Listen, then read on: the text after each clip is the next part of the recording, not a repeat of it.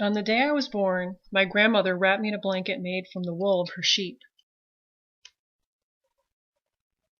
She held me up in the open window, so that what I heard first was the wind.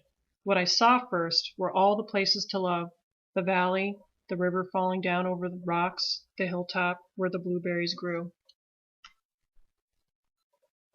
My grandfather was painting the barn, and when he saw me, he cried.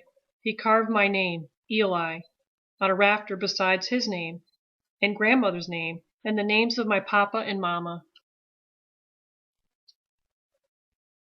Mama carried me on her shoulders before I could walk. Through the meadows and hayfields, the cows watched us and the sheep scattered. The dogs ran ahead, looking back with sly smiles. When the grass was high, only their tails showed. When I was older, Papa and I plowed the fields. "Where else is soil so sweet?" he said. Once Papa and I lay down in the field holding hands, and the birds surrounded us. Raucous black grackles, redwings, crows in the dirt that swaggered like pirates. When we left, Papa put a handful of dirt in his pocket. I did too. My grandmother loved the river best of all the places to love. "That sound, like a whisper," she said, gathering in pools, where trout flashed like jewels in the sunlight.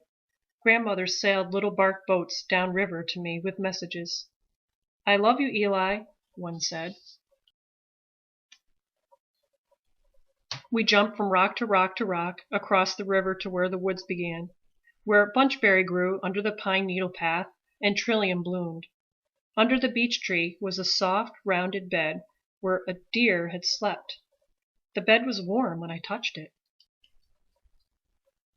When spring rain came and the meadow turned to marsh, cattails stood like guards, and killdeers called. Ducks nested by marsh marigolds, and the old turtle, his shell all worn, no matter how slow, still surprised me. Sometimes we climbed to the place Mama loved best, with our blueberry buckets and a chair for my grandmother, to the blueberry barren where no trees grew, the sky an arm's length away, where marsh hawks skimmed over the land, and bears came to eat fruit, and wild turkeys left footprints for us to find, like messages.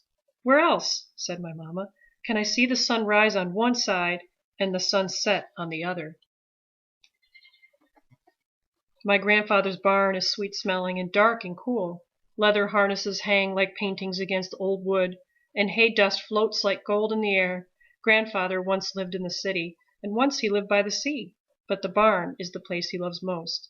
"Where else," he says, "can the soft sound of cows chewing make all the difference in the world?" Today we wait, him sitting on a wooden slat chair, and me on the hay. Until much later, my grandmother holds up a small bundle in the open window, wrapped in a blanket made from the wool of her sheep, and my grandfather cries. Together we carved the name Sylvie in the rafter, beside the names of grandfather and grandmother, and my mama and papa, and me. My sister is born. Someday I might live in the city, someday I might live by the sea, but soon I will carry Sylvie on my shoulders through the fields. I will send her messages downriver in small boats, and I will watch her at the top of the hill, trying to touch the sky.